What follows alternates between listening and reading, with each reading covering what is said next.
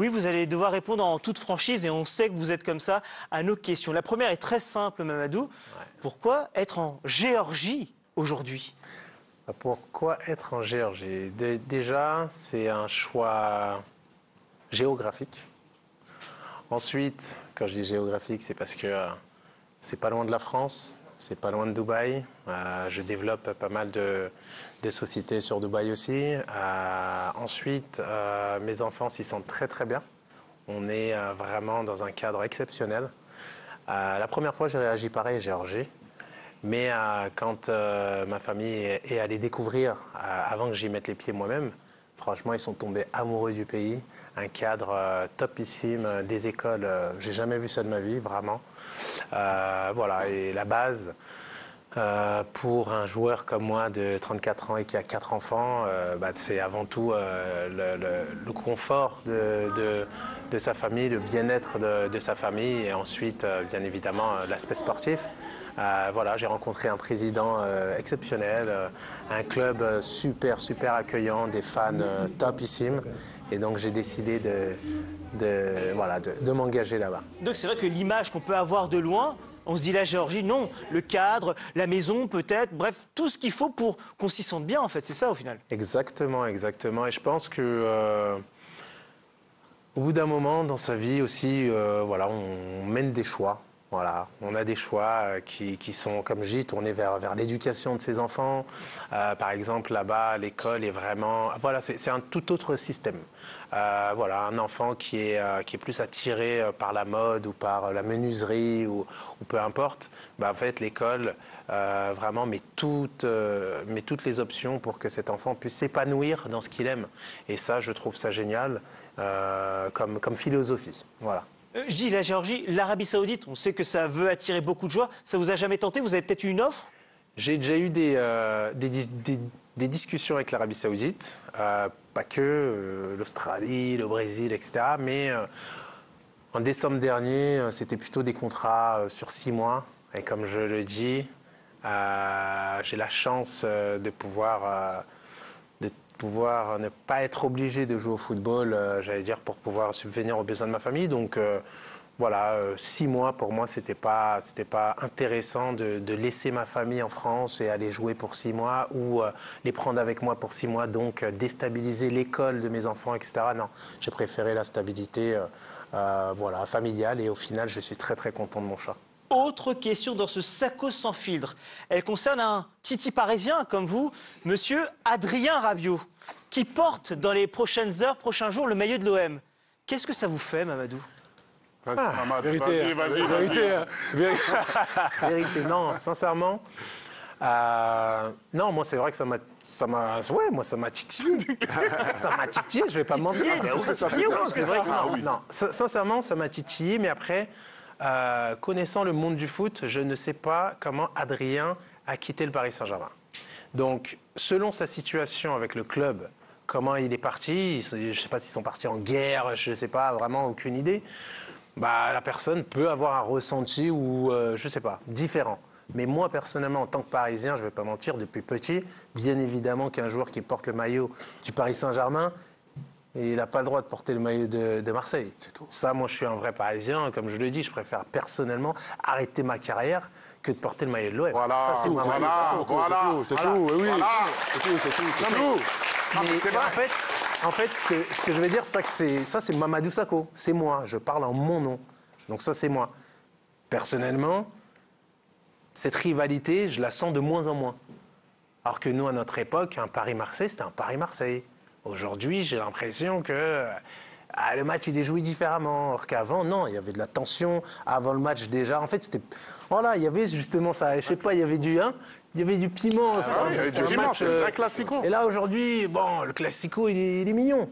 Je le trouve mignon. Non, sérieux. Parce qu'à un moment donné, avant, nous, il y avait de l'engagement, les supporters, il y avait une atmosphère 3-4 jours avant le match où tu te disais, non, ce match-là, c'est pas un match. Il est à part. C'est la guerre. Bon. De nos jours, je le sens différemment. Voilà. Autre question dans ce Sacco sans filtre. Il y a quelques semaines, Cristiano Ronaldo avait été interrogé sur les réseaux sociaux avec une question très simple. Tu préfères Kylian Mbappé ou Karim Benzema? Et il avait répondu Kylian Mbappé. Karim Benzema avait répondu à ce propos juste en postant une photo avec son ballon d'or. Je vous pose la question, Mamadou. Karim Benzema ou Kylian Mbappé? Est-ce que Benzema est meilleur que Mbappé ou l'inverse? Sans mentir, et je le pense sincèrement, je suis sans filtre, moi je kiffe les deux. Pourquoi je vais répondre je kiffe les deux? C'est parce que pour moi dans le football, chacun apporte ses qualités. Après, chacun va avoir ses fans. Mais on n'est pas obligé toujours d'opposer des joueurs. Pour moi, je vois toujours les choses dans le sens positif, c'est comment, s'ils jouent ensemble, c'est comment ils peuvent être complémentaires. Donc pour moi, Karim Benzema a fait une carrière exceptionnelle.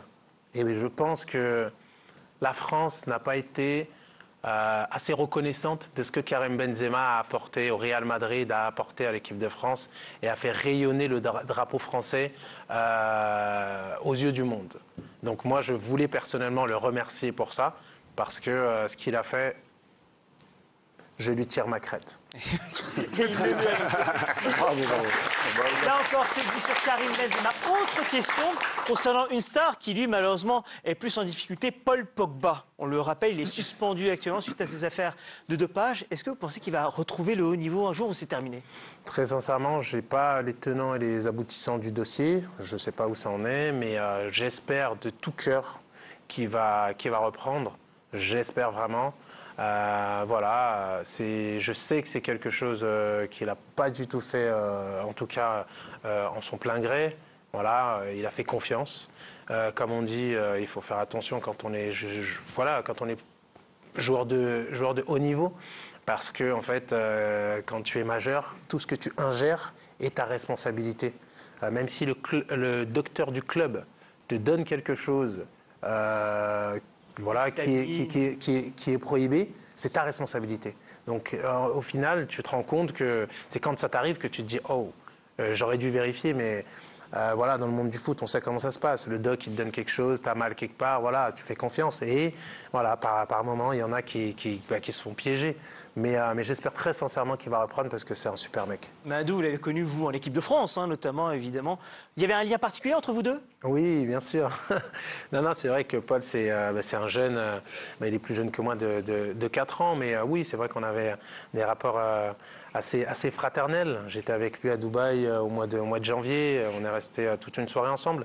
C'est un joueur pour qui j'ai beaucoup d'affection, beaucoup de respect, et je pense qu'il manque sur les terrains parce que quand il jouait, en tout cas, il était exceptionnel et c'est ce genre de joueur-là qu'on aime voir sur les terrains. Dernière question dans ce Sacco sans filtre. On évoquait Karim Benzema avec le désamour parfois pour le public français. Franck Ribéry, parfois aussi, il y a eu du désamour avec le public français. Lui qui est en train de passer ses diplômes, notamment pour devenir entraîneur. Est-ce que vous pensez qu'il va devenir un bon entraîneur, Franck Ribéry? Moi, je pense que, une fois de plus, la mentalité en France, elle est toujours négative.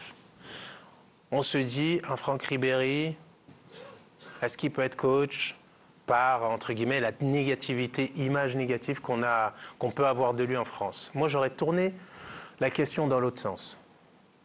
Nous sommes Français, nous avons un joueur qui a rayonné aux yeux de l'Europe. Est-ce qu'on ne doit pas se dire, waouh, génial, Franck Ribéry, ancien international français, va devenir coach? Il parle français, anglais, italien, allemand. Est-ce que justement, nous, Français, on ne peut pas tous le soutenir et être derrière lui et dire « Waouh, ça va être un coach exceptionnel ».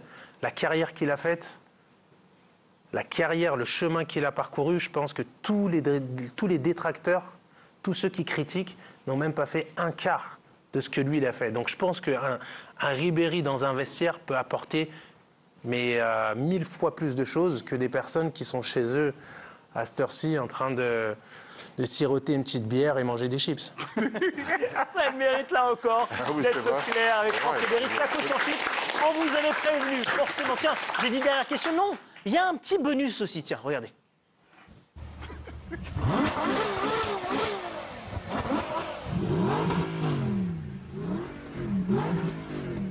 Allez, go. Mario Balotelli, c'était lui, évidemment, vous avez joué ensemble à Liverpool.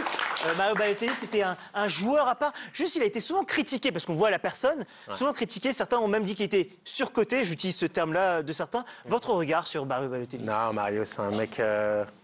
c'est le genre de joueur où, voilà, je pense qu'ils sont incompris. Voilà, ils sont incompris, ils ont des caractères voilà, qui sont différents.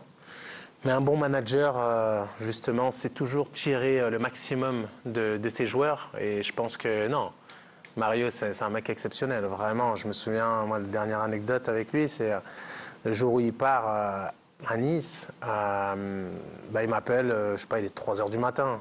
Il était voisin avec moi et je dors, je vois Mario, je dis qu'est-ce qu'il a fait encore? Et en fait, il m'appelle, il me dit viens Mamad à la maison et tout, demain à 7h j'ai mon vol.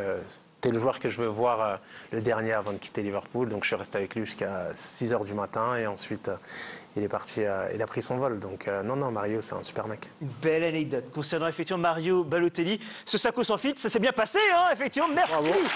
Bravo.